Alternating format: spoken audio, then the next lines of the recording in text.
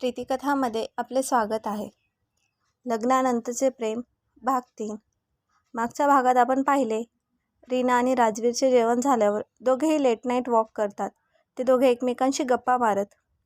रीना, तुम्ही मला डिनरसाठी का घेऊन आलात? राजवीर, मला तुमचे विचार जाणून घ्यायचे होते आणि तुमचे मॉम डॅडही राजी आहेत यासाठी. माझी इच्छा होती की तुमची रिॲक्शन बघावी. रीना, मी तुम्हाला सांगितलं होतं माझं मन नाही अमेरिकेला जायचं, त्यामुळे मी नकार देत आहे. राजवीर, पण तुम्ही तर जाणलं आहे की आता मॉमने तुमचं नकार देण्याचं कारणच नष्ट केलं आहे.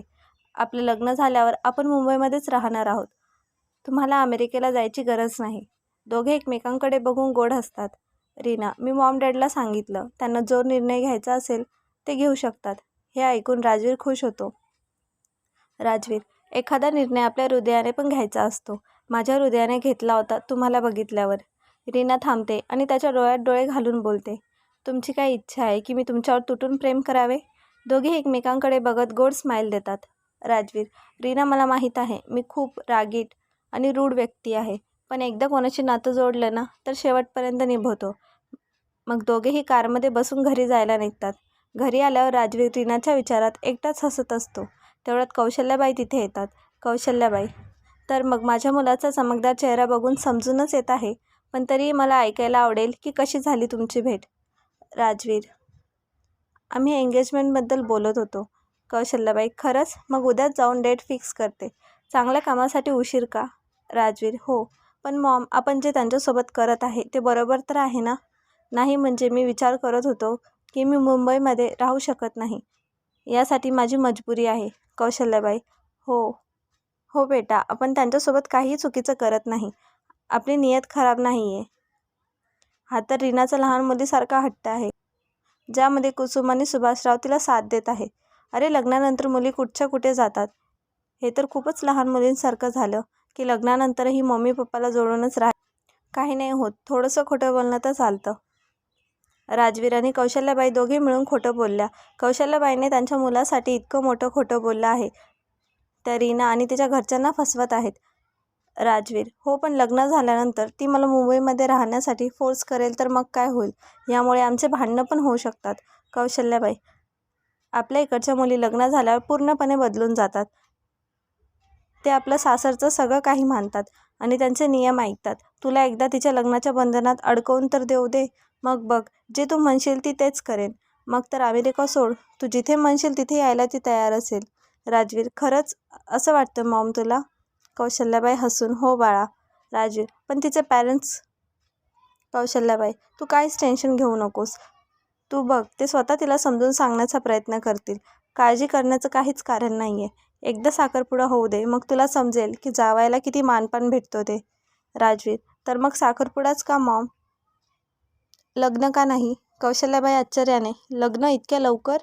राजवीर, तुला माहीत आहे मला जी गोष्ट आवडली ती मला लवकरात लवकर माझ्या जवळ पाहिजे. राजवीरला रीना लवकरात लवकर तिला सोबत घेऊन जायचं होतं. दुसऱ्या दिवशी सकाळी सुभाषराव शेतामध्ये सगळे काम आटपून घरी येतात. ते त्यांच्या शेतामधल्या मजदुरांना कामे समजावून घरी येतात. कुसुम, आज रात्री राजवीर आणि कौशल्या जेवणासाठी येणार आहेत. सुभाषराव, चांगली गोष्ट आहे, पण दुःखदायक पण आहे. वाटतं यांना आपल्या रीनाला घरी न्यायची खूपच घाई आहे. कुसुम, हो, आणि मी खरंच खूप खुश आहे की रीनाने ऐकलं आपलं. सुभाषराव, बरं, आज ते इकडे येऊन साखरपुड्यासाठी बोलतील ना, तर मग करूया ना एकदम धूमधाम. आपल्या मुलीच्या सुखाचा प्रश्न आहे. कुसुम, लग्न व्हावं अशी माझी खूप इच्छा होती आणि आता ते होत आहे. यामध्ये राजवीर हा खूप गुणी मुलगा आहे. तो तिच्यासाठी मुंबईमध्ये शिफ्ट व्हायला तयार आहे. आपल्याला अजून काय पाहिजे? इकडे विरान आणि रीना मंदिरात जातात. घरी कुसुम जेवणाची तयारी करते. काही वेळानंतर राजवीर आणि कौशल्याबाई कुसुमच्या घरी पोहोचतात. कौशल्याबाई, आम्ही आज तुम्हाला एक छान सरप्राईज द्यायला आलोय, पण रीना आणि विरान कुठे आहेत? तेवढ्यात विरान आणि रीना येतात. कौशल्याबाई, अरे वा, आत्ताच तुमच्या बाबतीत विचारत होतो आणि तुम्ही आलात. सगळे एकदम हसत. रीना सगळ्यांना नमस्ते करते. राजवीर तिच्याकडे एकटक बघतच असतो. त्याची नजर तिच्यावरून हटतच नव्हती, त्यामुळे रीना थोडी नर्वस होते. दोघे एकमेकांना बघून गोड स्माईल देतात. काही वेळानंतर ते सगळे गप्पा मारत असताना विरान, तर मग काय सरप्राईज आहे? कौशल्याबाई, सरप्राईज तर आम्ही तुम्हाला नंतर सांगू, पण त्याआधी एक छोटंसं गिफ्ट आमच्याकडून रीनासाठी. कुसुम, हे काय आहे कौशल्या? कौशल्या, आता हे 2 कुटुंब एकत्र येत आहे याचा आम्हाला खूप आनंद आहे. त्यामुळे आमच्याकडून एक छोटंसं गिफ्ट रीनासाठी. सुभाषराव, हो पण अजून नीट बोलणे तर होऊ द्या. कौशल्याबाई, हो हो सगळं नीट होईल, आपण बोलूया. हे तर रीनाने दिलेल्या होकारामुळे खूप आनंद झालाय म्हणून. तर मग तुमचा होकार असेल तर तिच्या हातामध्ये ही अंगठी घालू. सुभाषराव, आम्ही हो म्हटलं आणि मुलगी पण तुम्हाला दिली आहे तर तुम्हाला फुल परमिशन आहे. सगळे हसत. राजवीर, मॉम एक मिनिट, हा तर माझा हक्क आहे ना. मला वाटतं तू माझ्यासोबत अन्याय करते. कौशल्याबाई, अरे अरे मॉम तर आत्तापासूनच बाजूला करत आहेस. कौशल्याबाई रीनाच्या बाजूने उठतात आणि राजवीरला तिथे बसवतात. राजवीर, दोघे जवळ बसतात. राजवीर त्याचा हात पुढे करतो आणि रीनाचा हात हातात घेतो. तेवढ्यात विरान, थांबा. सगळे आश्चर्यचकित होतात. अरे म्हणजे एक फोटो तर बनतोच ना. तो त्यांचे फोटो काढण्यासाठी उठतो. सगळे एकदम हसतात. रीना तिचा हात राजवीरच्या हातात देते. तो तिच्या हातात अंगठी घालतो आणि सगळे घरातले खुश होऊन टाळ्या वाजवतात आणि एकमेकांचे तोंड गोड करतात. काही वेळानंतर रीना तिच्या रूममध्ये असते. ती तिच्या रूममध्ये सगळं सामान नीट करत असते. तेवढ्यात राजवीर दरवाजा ठकठक करतो. ती त्याच्याकडे बघून त्याला आत यायला सांगते. राजवीर तिच्या रूममध्ये असलेल्या सगळ्या सामानाकडे नजर फिरवतो. राजवीर, तुम्हाला तुमची रूम खूप आवडते वाटतं. रीना, हो खूपच. राजवीर, अजून काय काय आवडतं तुम्हाला. रीना, खूप अशा गोष्टी आहेत त्या मला आवडतात. जसं की माझी फॅमिली, मॉम, डॅड, विरान.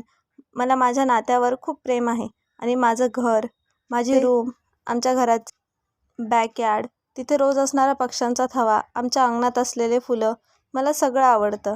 आता अजून काय सांगणार. मला देवाने बनवलेल्या सगळ्या छान गोष्टी खूप आवडतात. राजवीर, आणि मला तुम्ही आवडता आणि फक्त तुम्ही. राजवीर तिच्या हातात हात घेतो आणि म्हणतो, तुम्ही सगळ्या गोष्टींची नावे घेतली ज्या गोष्टी तुम्हाला आवडतात. फक्त माझंच नाव नाही घेतलं. पण आता माझी अशी इच्छा आहे की तुम्ही फक्त माझंच नाव घ्यावं. रीना लाजून, राजवीर प्लीज. राजवीर तिच्या अंगठीकडे बघून, तुम्हाला ही रिंग आवडली. रीना, हो खूपच सुंदर आहे. राजवीर, एक गोष्ट बोलू शकतो का. रीना, हो. राजवीर, मला असं का वाटतं की आपण जेव्हा पण दोघे एकटे असतो तेव्हा तुम्ही एवढं अनकम्फर्टेबल आणि अनइझी असता. रीना, राजवीर, मी खूप आत्मविश्वासी आहे आणि माझा स्वतःवर खूप विश्वास आहे. पण माझे काही पर्सनल ओपिनियन आहे. मला असं वाटतं जोपर्यंत आपण एका प्रॉपर रिलेशनशिपमध्ये नसतो तोपर्यंत एकमेकांना टच करणेसुद्धा बरोबर नाही. आपण दोघे एकमेकांसाठी एक अनोळखी आहोत. तुम्ही ना माझे वडील आहात, ना भाऊ, नाही माझे पती. तुमचं आणि माझं कोणतंच रक्ताचं नातं नाही आहे. राजवीर, ओके, तर मग मला तुम्हाला टच करण्यासाठी तुझ्या रिलेटेड असावं लागेल. मग आपण रिलेटेड कधी होणार. रीना, जेव्हा आपले लग्न होईल. राजवीर, तर मग आता आपल्याला लवकरात लवकर लग्न करावे लागेल. खरं म्हटलं तर मी आणि मॉम याबाबत बोलण्यासाठी आलो होतो. मला साखरपुडा नाही, मला डायरेक्ट लग्न करायचं आहे. रीना राजवीरचं हे बोलणं ऐकून स्तब्ध होते.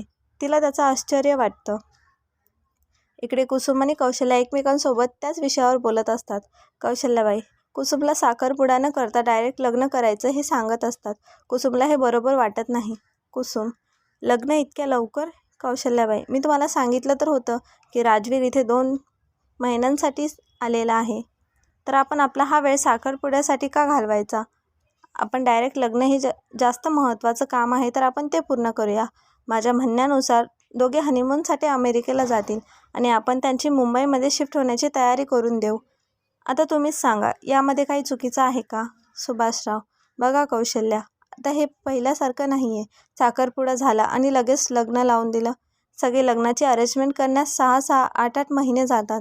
हे आपल्या मुलांचं लग्न आहे, काही भातुकलीचा खेळ नाही आणि आमची तयारीसुद्धा नाही आहे. कुसुम, सुभाषराव अगदी बरोबर बोलत आहेत कौशल्या. बघ ना, कालपर्यंत तर आम्ही रीना लहान मुलीसारखं सांभाळत होतो. आज तू तिला साखरपुड्याची अंगठी घालून मोठं करून टाकलं. आता आम्हाला थोडा वेळ तर दे मानसिकरित्या तयार व्हायला. तेवढ्यात राजवीर तिथे येतो आणि सुभाषराव त्याला म्हणतात, ए बेटा, बघ तुझ्या मॉमला किती घाई आहे लग्नाची. राजवीर, अंकल, घाई मॉमला नाही, मला आहे. ॲक्च्युली मी कोणत्याही गोष्टींमध्ये इन्व्हॉल्व झालो ना तर मी जास्त वेट करू शकत नाही. माझी इच्छा आहे की तुम्ही सगळ्यांनी माझ्यासोबत कॉपरेट करावं. मी रीनासोबत पण बोललो आहे. ती खूप नर्वस होती आणि आय एम शुअर तुम्ही तिच्यासोबत थोडंसं बोलले तर तिला स्ट्रेंथ भेटेल. बस अंकल, काही निर्णय असेल फक्त आमच्या फेवरमध्ये असावा. राजवीर आणि कौशल्याबाईचं बोलणं ऐकून सगळे चिंतित झाले. विचारात पडले होते. त्यांना लग्नाचा प्रस्ताव तर मान्य होता, पण इतक्या लवकर लग्न करणं त्यांना हे मान्य नव्हते. इकडे रीना त्यांच्या लॉनमध्ये इकडून तिकडे फेऱ्या मारत होती. तिलासुद्धा या गोष्टीचं खूप टेन्शन आलं होतं, त्यामुळे ती खूप परेशान होती. कुसुम, अगं रीना, किती फेऱ्या मारशील, उगाच पाय दुखून घेऊ नकोस. सुभाषराव, बघ बाळा, आपण जेव्हा कोणाला तरी होकार देतो तर त्यांच्या बोलण्याचं वाईट वाटून नाही घ्यायचं, त्यांच्या गोष्टी जास्त मनावर नाही घ्यायच्या. आणि असं पण ते काय चुकीचं बोललेत. कुसुम, हो बाळा, जे काम 6-8 महिन्याने होणार होतं ते 2 महिन्यातच होईल. किती सकारात्मक आहे हे. ना त्यांनी आपल्याकडून काही देणं घेण्याबद्दल मागणी केली. खूप चांगले लोक आहेत ते. आणि खरं म्हटलं तर जितका प्रेमाने राजवीरने म्हटलं ना की मला फक्त रीना पाहिजे, ही गोष्ट तर माझ्या मनाला लागली. तेव्हाच मला समजून गेलं की त्याचं तुझ्यावर खूप प्रेम आहे. रीना रागाने, म्हणजे माझ्या कोणत्याही गोष्टीचा, माझ्या आवडीनिवडीचा काहीच महत्त्व नाही आहे का? सुभाषराव, अरे माझ्या बाळा, हे तुला कोणी म्हणत आहे? मला सांग, जसं तू म्हणशील तसंच होईल. सांग काय पाहिजे तुला? रीना, मला हे लग्न आत्ताच नाही करायचं. विरान, त्यात प्रॉब्लेम काय आहे? रीना, प्रॉब्लेम आहे, माझे मास्टर्स कंप्लीट नाही आहे, माझं पूर्ण एक सेमिस्टर बाकी आहे आणि मी जर लग्नाच्या चक्करमध्ये पडले तर माझा अभ्यासात फोकस राहणार नाही. मी खूप मेहनत केली आहे फर्स्ट पोझिशनसाठी आणि या कारणासाठी मी माघार घेऊ की त्याला लग्नाची घाई आहे? नेवर, मला नाही करायचं लग्न इतक्या लवकर. सांगा जाऊन त्यांना, जास्त रोग झाडायची गरज नाही आमच्यावर. रीना हे खूप चिडून बोलत होती. सुभाषराव आणि कुसुम आणि विरान तिला बघून खूप हसत होते. रीना, मी माझा निर्णय नाही बदलणार, त्याने कितीही हट्ट केला तरी. डॅडी, याच्यात हसण्यासारखं काही नाही आहे, हे बोलून रीना रागाने घरामध्ये जाते. सुभाषराव आणि कुसुम एकमेकांकडे बघून खूप हसतात. रीना ही खूप हट्टी आहे हे त्यांना माहीत आहे आणि ती आता खूप लहान मुलीसारखी चिडली होती. याचं त्यांना खूप नवल वाटत होतं. आजचा भाग आवडला असेल तर व्हिडिओला लाईक करा आणि चॅनलवर नवीन असाल तर सबस्क्राईब करा. धन्यवाद.